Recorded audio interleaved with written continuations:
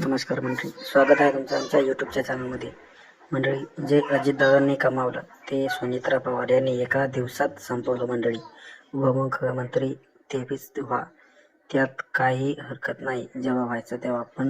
परंतु निर्णय 8 ते 10 दिवसानंतर घेतला असता तर लोकांनाही बरं वाटलं असतं. कारण अजितदादांची राख अजून निवडलेली सुद्धा नाही आणि तुम्ही उपमुख्यमंत्री पदाची शपथ सुद्धा घेतली आहेत. किमान 12 दिवस तरी थांबायचं होतं. आपण दुखवटा पाळला असता तर लोकांना पण बरं वाटलं असतं. एका दिवसात सुद्धा दुखवटा पाळला नाही आपण. दादांच्या आईला काय वाटत असेल? त्यांच्या पोटाचा गोळा गेला आणि तुम्ही सत्तेसाठी दुसऱ्या दिवशी मुंबईला राज्याला मुख्यमंत्री, एक उपमुख्यमंत्री आहे. 10 दिवसांनी शपथ घेतली तर काही नुकसान होणार नव्हतं. एवढी घाई तुम्ही कशासाठी केली? दादा जाता जाता खरं बोलून गेले. राजकारण लय वांगळ झालं. तुम्हीच बघा मंडळी, किती घाई म्हणावी. दादांना 3 दिवस झाले नाही आणि ताईंनी एका रात्री शपथ घेऊन टाकली. एखादी म्हणली असती माझा नवरा गेला एवढा पहाडासारखा माणूस आणि मी शपथ जेव्हा घ्यायची तेव्हा बघू. निदान 10-12 दिवस तरी दुखवटा पाळू द्या. आणि मंडळी, ताईंना पण थोडा धीर धरला असता तर एवढ्या मोठ्या कर्तृत्वाचा लोकप्रिय नेता असलेला नवरा गेलाय, पद काय पळून चाललं होतं का? निदान 10वा-13वा तरी हो द्यायचा ना. सावडण होत नाही तर यांनी मंत्रिपदाची शपथ घेऊन टाकली. त्या आत्म्याला कसं वाटलं असेल की शेवटी ही लोक माझ्या पदासाठीच टपलेली असावं, असं का होईना. आणि अजितदादांच्या शेवटच्या क्षणात उच्चारलेली वाक्य, त्यामागची वेदना आणि त्यानंतर जे घडलं हे सगळं पाहिलं की असं वाटतं की राजकारण इतकं निर्दयी कसं असू शकतं. गावखेड्यातल्या मायमाऊलीच्या डोळ्यातले अश्रू अजून ओले असताना, अंतःकरणाला जखम ताजी असताना इतक्या घाईत शपथविधी होणं हे कुठेतरी त्या भावनेशी, त्या शोकांशी प्रतारणा करणारे वाटते. आज महाराष्ट्रात अजितदादाबद्दल जी सहानुभूती, आपुलकी, माणुसकीची भावना निर्माण झाली होती ती नैसर्गिक होती, लोकांच्या मनातून आलेली होती. आणि म्हणूनच अनेकांना असं वाटतंय की ही भावना मोडून काढण्यासाठी, गोंधळात टाकण्यासाठी, लोकांचा रोष वेगळ्या दिशेने वळवण्यासाठीच हा सगळा प्रकार आखलेला आहे. राजकारणात डावपेच असताना, खेळी असताना हे नवंच नाही, पण शोकांच्या क्षणावर खेळी खेळल्या गेल्या तर त्या खेळी कधीही लोकांच्या मनात स्वीकारल्या जात नाहीत. आज लोक प्रश्न विचारतायत, सत्ता इतकीच महत्त्वाची होती का?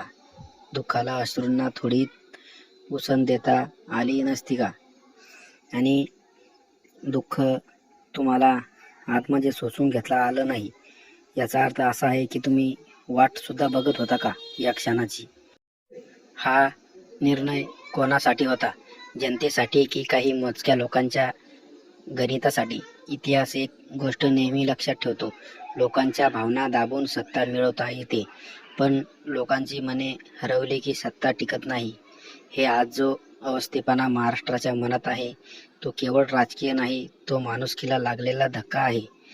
आणि अजितदादाबद्दल ही गोष्ट वाईट घडली, पण आता बॅनर लागले भावपूर्ण श्रद्धांजलीचे आणि 2 दिवसात सुनेत्रा वहिनीचे उपमुख्यमंत्र्याचे. म्हणजे दुःखाचा प्रसंग या 2 दिवसात आनंदाचा प्रसंग कसा घडावा? अजितदादांना जाऊन अजून 4 दिवस पण पूर्ण झाले नाही. आपल्याकडे दुखवटा किमान 12 दिवस पाळला जातो. एक मौतीचा कार्यक्रम, त्याच्या 4थ्या दिवशी असतो सावडण्याचा कार्यक्रम आणि 10व्या दिवशी असतो दहादीचा आणि त्याच्या 2 दिवसांनंतर 13वा असतंय. बरं, निदान 10वी तरी 12 दिवस तरी होऊ द्यायचे ना. पदाची शपथ यांनी घेऊन टाकली. काय वाटत असेल अजितदादा यांच्या आईला? जनतेला माहीत आहे का तुम्हाला पण दुःख झालेलं आहे. पूर्ण महाराष्ट्र आळागाळाला आहे अजितदादा गेल्याने. आणि यांनी एकीकडे या शासनाला बळी पडून उपमुख्यमंत्री पदाची शपथ घेतली, पण तुम्ही शपथ 13वी नंतर पण घेतली चालत होती, तरी पण जनता तुमच्या सैनिक सोबत राहणार होती. निदान अजितदादा यांच्या निधनाला 72 तासही उलटले नव्हते तोपर्यंत राज्यात राजकीय घडामोडींना वेग आला आहे. अजित पवारांच्या पत्नी आणि राज्यसभा खासदार सुनेत्राताई पवार यांनी मुख्यमंत्री पदाची शपथ घेतली रात्री. अशा प्रकारे त्या घाईने शपथ घेत असल्याने याबाबत विविध प्रश्न उपस्थित केले होते जात आहेत. सुनेत्रा पवारांच्या शपथविधीची एवढी घाई का झाली, असा सवाल विचारला जात आहे. आता या शपथविधीची इनसाइड स्टोरी समोर आली आहे. तर बघा मंडळी, ही स्टोरी कशी आहे. तर आता मला सांगा पडद्यामागचं नेमकं काय घडलं. चला आपण पाहूया. मिळालेल्या माहितीनुसार आम्ही काल माहिती घेतली. अजित पवार यांच्या विधानानंतर पवार कुटुंबात पुन्हा एकदा पक्षाची सूत्र आपल्या हाती घेण्याचा प्रयत्न सुरू होता. हाच प्रयत्न रोखण्यासाठी हा तातडीचा शपथविधी सोहळा घेतल्याचं सांगण्यात येत आहे. ज्यावेळी अजित पवार यांनी बंड केला त्यावेळी ते एकटे पडले होते. ते एकटे एकीकडे आणि संपूर्ण पवार कुटुंब दुसरीकडे, अशी स्थिती निर्माण झाली होती. पवार कुटुंबातील एकही व्यक्ती अजित पवार यांच्या बाजूने नव्हता आणि समोरच यांनी मग हा निर्णय स्वतःच्या जाहिरातीवर घेऊन टाकला. सगळं कुटुंब विरोधात असताना अजित पवार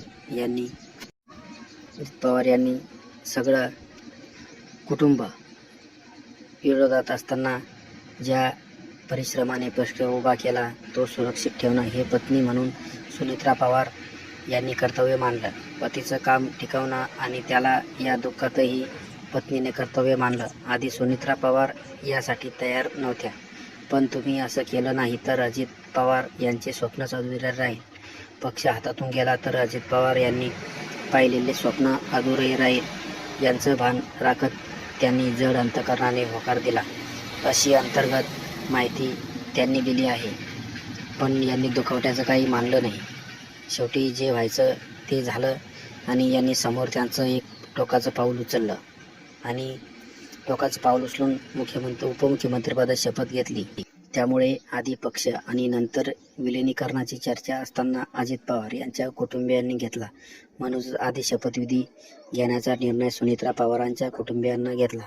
आता पक्ष सोबत आल्यानंतर त्या विलिनीकरणाची चर्चा पुढे नेतील अशी माहिती आहे आणि समोरच पक्षातील जे नेते असतील आणि पदाधिकाऱ्यांच्या मागणीनुसार सुनेत्रा पवार यांनी उपमुख्यमंत्री पदाची सूत्र स्वीकारण्यास होकार दिल्यानंतर आज संध्याकाळ म्हणजे रात्री यांनी 5 वाजता राज्यभवनात दाखल झाल्या. त्यांच्या शपथविधीचा कार्यक्रम पूर्णपणे पार पडला. विधिमंडळात पक्षाच्या बैठकीत त्यांची गटनेतेपदी निवड करण्यात आली. छगन भुजबळ यांनी गटनेतेपदाचा ठराव मांडला तर आसिफ मुश्रीफ, वळसे पाटील, धनंजय मुंडे ठरावाला अनुमोदन दिलं आणि समोर त्यांनी शपथविधी घेतला. आता मला सांगा, यामध्ये इतक्या दिवसापासून आपण बघतो की छगन भुजबळ हे माळी समाजाचे, तर अजितदादा जेव्हा होते तेव्हा पण बिमारच राहायचे. यांना कॉल केला की बिमार आहे, कुठं असले की बिमार. आणि अजितदादा गेले नाही तर लगे आता लागले यांचे दौरे चालू व्हायला, इकडे तिकडे हिंडणे, त्यानंतर विधानसभेत जाणे. तर हे कसं झालं? या लोकांची काही खेळी असू शकते माझ्या अंदाजे, पण सगळं झालं निर्णय बरोबर. पण ताईंनी फक्त 10 ते 12 दिवसात दुखावता जर पाळला असता तर बरं वाटलं असतं जनतेला. कारण ह्या शुभेच्छा द्यावा कशा हेच आता लोकांना पण वेगळं वाटायला लागलं. कारण अजितदादांना जाऊन 3 ते 4 दिवस पण पुरे झाले नाही आणि आपण शुभेच्छा कशा द्यावा हे आपल्याला सुद्धा लाज वाटायसारखे. 2 दिवस अगोदर अजितदादांचे स्टेटस संपूर्ण महाराष्ट्रभर गाजले. इंस्टाग्राम असो, फेसबुक असो, यूट्यूब असो, सगळ्या सोशल मीडियावर अजितदादांच होते. जिकडे तिकडे पाहिले की अजितदादाच. आणि 2 दिवसात ज्यांनी शपथविधीचा कार्यक्रम चालू केला, यामध्ये आपण कोणाचं स्टेटस ठेवावं नेमकं काहीच घडेना. दादाच्या भावना माणसाच्या दुखावटात अशा अंतःकरणात शिरतात आणि यांनी हा असा समोर पराक्रम मांडला. आता मंडळी, आपण दुखावटा निदान आपल्या हिशोबाने 12 ते 10 दिवसाचा असतो आपल्या इकडे, पण जाऊ दे, आपण ठरवून टाका 7 दिवसाचा 10 दिवसाचा असू शकेल. पण यांनी असा ठामपणे निर्णय घेतला की उपमुख्यमंत्री पदाची शपथ. दादाची राग विजली पण सुद्धा नव्हती. कार्यकर्त्यांचं म्हणणं आलं, सगळ्या मंडळीचं म्हणणं आलं की सध्या 2-4 दिवस तरी निदान 10 दिवसाचा दुखावटा पाळा, त्यानंतर आपली प्रोसेस जी आहे तुमची ती समोर चालू ठेवा. पण हे आणल्या दिवशी दादांचं तसं झालं. 1 दिवस जाऊ दिला, दुसऱ्या दिवशी राखोटा भरला आणि नदीमध्ये त्याचं विसर्जन करण्यात आलं आणि त्याच्या दिवसा आपल्या रात्रीच्या मध्यरात्री 10 ते 11च्या दरम्यान यांनी मुंबईकडे रवाना झाले आणि त्याच्या दुसऱ्या दिवशी रात्रीला यांनी शपथविधीचा कार्यक्रम हा पार पडला उपमुख्यमंत्रीपदी. आता आपण सुद्धा यांच्या शुभेच्छा द्यावं, कशा बॅनर कसे लावा, कारण ज्या एकीकडून श्रद्धांजलीचे बॅनर आहे त्याच्या पलीकडूनच उपमुख्यमंत्री पदाचं बॅनर लावावं कसं. निदान एकीकडं दुःख झालेलं आणि एकीकडं हे पदाचा कारभार हाती दिलेला आहे आणि आपल्याला सुद्धा आळकीता सुपारी झाली अशा प्रकारे मंडळी सांगायचा भाग म्हणजे. आणि राजकारणाला मात्र गोष्ट एक शिकवली की आपलं कुणी नाही, राग सावडायची राहिली एकीकडं आणि तुम्ही हे बावनकुळेच्या भानगुळांचं ऐकून शपथविधीचा कार्यक्रम पार पाडला. निदान त्याच्या आत्म्याला तरी बरोबर शांती लागू द्या. तुम्ही असे हे आत्मावरी काय म्हणत असेल किंवा काय भटकत असेल की माझ्या ही मरणाची वाट बघत होते की काय, असं सुद्धा येऊ शकतं मनामध्ये. मंडळी आपण बघता की बारामतीचं दुसरं नाव म्हणजे आदरणीय साहेब आणि माननीय अजितदादा. आजपर्यंत या दोघांपैकी ज्याला सत्तेत पद मिळायचं त्यांचा अभिनंदनाचे बारामतीत मोठमोठे बॅनर दिसायचे. त्यावर उपमुख्यमंत्रीपदी निवड किंवा भावी मुख्यमंत्री अशा ठणठणीत अक्षरात माननीय अजितदादांचा देखणा आणि राजबिंडा फोटो असायचा. ते पाहून मन आनंदाने भरून यायचं आणि अभिमानही वाटायचा. पण आज डोंगरा एवढ्या दुःखापुढं आज पहिल्यांदाच ना पदाचे कौतुक आहे ना आनंदाचा जल्लोष. गळ्यात हार घातलेला माननीय अजितदादांचा फोटो पाहणं डोळ्यांना सहन होत नाही. आज बारामतीत अभिनंदनाच्या जागी श्रद्धांजलीचे बॅनर आहेत, पण हे लावणाऱ्या आणि माननीय अजितदादावर अतीव प्रेम करणाऱ्या सर्वांना माझी हात जोडून विनंती आहे की माननीय अजितदादांना हे आपल्यातच होते, आपल्यातच आहेत आणि त्यांच्या कामातून ते कायम आपल्यातच राहणार. त्यामुळे माननीय अजितदादांच्या नावापुढे स्वर्गीय शब्द लावण्याचे जड धाडस माझ्यात नाही, असं आपणही करू नये. याच्यापुढे कोणते बॅनर लावायचे असेल तर माननीय स्वर्गीय असं करू नये, हे सुद्धा आपलं स्वतःच्या मनातलं सांगत आहे मंडळी. आमचा व्हिडिओ आवडल्यास आमचा जाता जाता मंडळी ध्यानच राहील सांगून जातो एक बोध आहे बघा. जाता जाता सरणाची आग शांत होण्याआधीच सिंहासनावर कोण बसणार ठरवलं जातं. याचा अर्थ असा आहे की आपण बघता की सरणाची आग शांत म्हणजे तुम्ही शांत जर आग होऊ देत नसाल, निदान ते राखेवर पाणी टाकायचं जरी काम पडत नाही, तसं सिंहासनावर कोण बसणार याची ठरवलं जातं. म्हणजे तुम्हाला गडबड फक्त तुमच्या खुर्चीची झालेली आहे, असा या म्हणीचा बोध हे आहे. तर आपण बघता. धन्यवाद मंडळी. आमचा व्हिडिओ आवडल्यास आमच्या चॅनलला सबस्क्राईबर, लाईक, शेअर करा. धन्यवाद.